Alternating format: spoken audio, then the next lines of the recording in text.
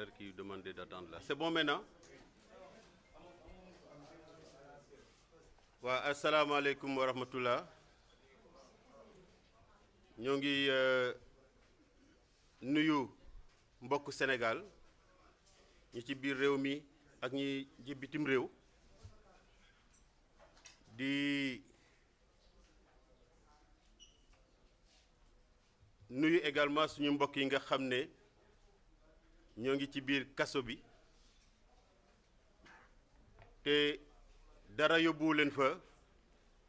lu dul bokk bu ñu bokk ci benn kuréel walla ci benn parti politique te defuñu li war a tax ñu dugg ci kaso yi ñoo ngi leen di bàyyi xel bu baax a baax dinañ wax ni lu metti yàggul di bàyyi xel bu baax a baax seeni njaboot di sant askanu Sénégal ci taxawaayam ak ci maturitéem di leen gërëm yéen taskatu xibaar yi nga xam ne ñëw ngeen ci lim bu takku pour teewee ndaje mi mu nekk ndaje bu nga xam ne lu am solo la ci LACOS maanaam leader allié du candidat Ousmane Sonko boo leen xoolee tey teewaay bi di ngeen xam ne liñ daan wax biñ nekkee université l'heure est grave ndaxte war nañ mën a wax ne tey jii crise préélectorale am na fii ci Sénégal en 2024 liñ ko yóbbee nag du coobare acteurs politiques yi waaye ñi nga xam ne ñooy ëttu attekaay bu gën a kawe fii ci Sénégal ñu tuddee ko conseil constitutionnel moom moo ko sooxe ñuy masawu suñuy àndandoo ñu tuddee seeni bopp les candidats spoliés ñu bëgg leen wax ni gën a bees rek moo fi am waaye gën a métti amul ba tax na léegi nii dinaa jox sama jigéen Maimouna Bousso mu ñëwaat ci jaar-jaar yi nga xam ne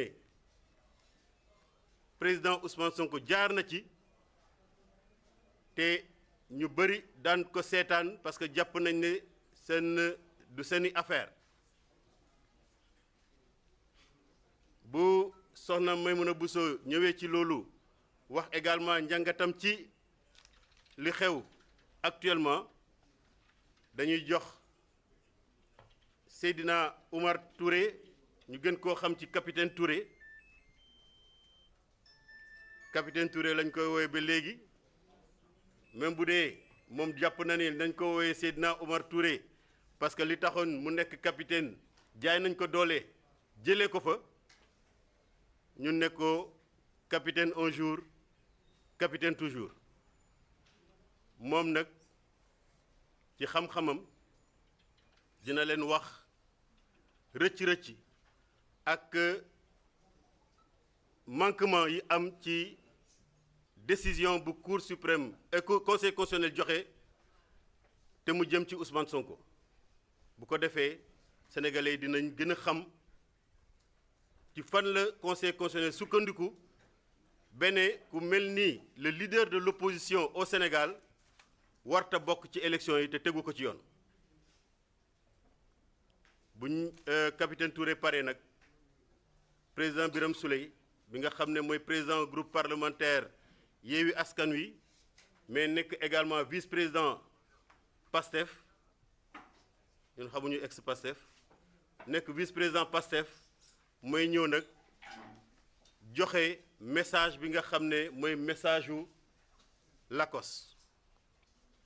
mu jëm ci acteurs politiques yi nga xam ne tey jii ñoo ngi ci ay jafe-jafe te ñoo ngi dëgmal élection bi nga xam ne moo gën a am solo Sénégal ñu war a mun a xam nan la ñuy liggéeyee pour que li ñu bëgg ak li askan wi bëgg ndaxte askan wi lenn rek la bëgg mooy élection am le 25 février 2024 bu ko defee moom dina joxe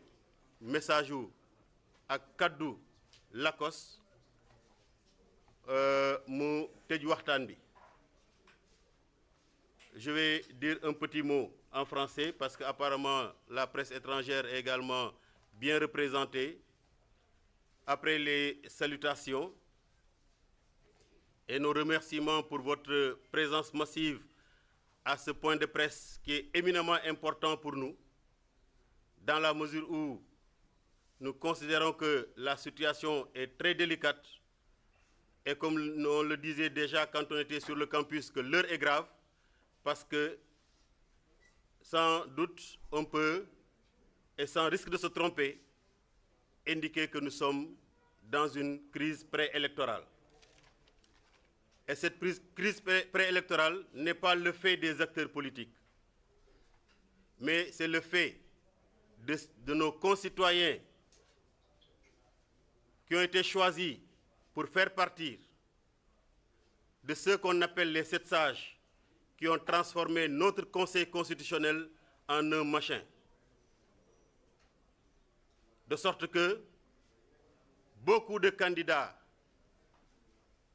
qui ont sué eau et sang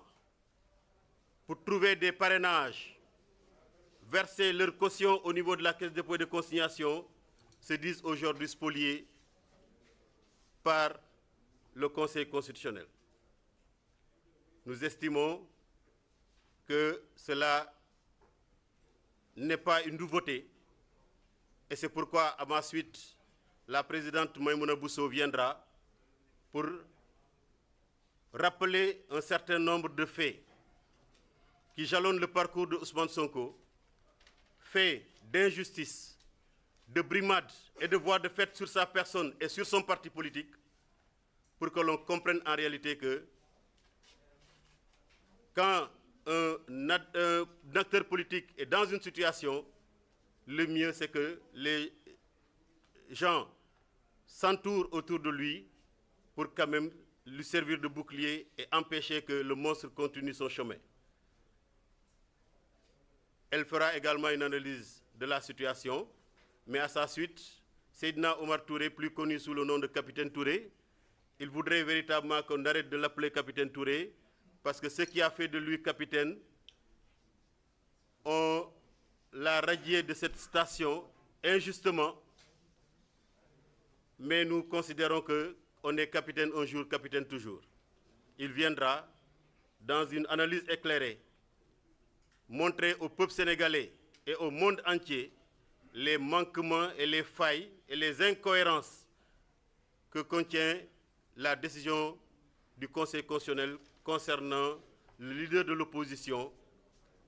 le candidat du peuple sénégalais, à savoir le président Ousmane Sonko. À sa suite, et pour terminer, le président Birame Souleye Diop, président du groupe parlementaire Yewwi Askan Wi, mais par ailleurs vice-président de PASTEF,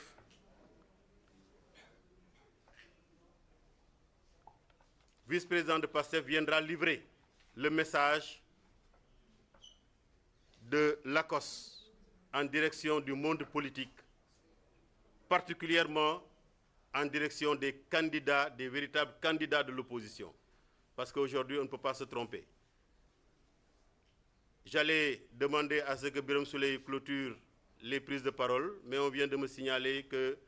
notre ami, l'avocat, un des avocats du président Ousmane Sonko est là, à savoir Maître Massokhna Kane. Et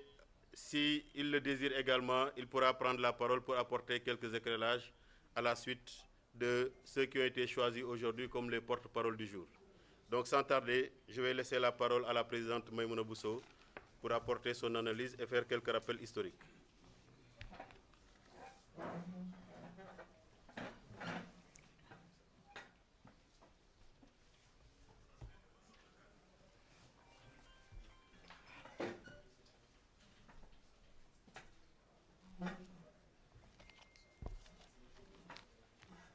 Assalamu alaikum wa rahmatullah. Mbokk journalistes yi ñu ngi leen di nuyu di rafetlu seen présence di nuyu askanu Sénégal yépp di remercier itam ñi nga xam ne ñoo toog ci table bi yépp di nuyu maître Massokhna Kane di wax ne il sera ici en tant qu'allié du président Ousmane Sonko et non en tant qu'avocat pour que nit ñi mu leer ci seen bopp di ko jaajëfal bu baax ci taxawaay bi di wax rek ne mbokki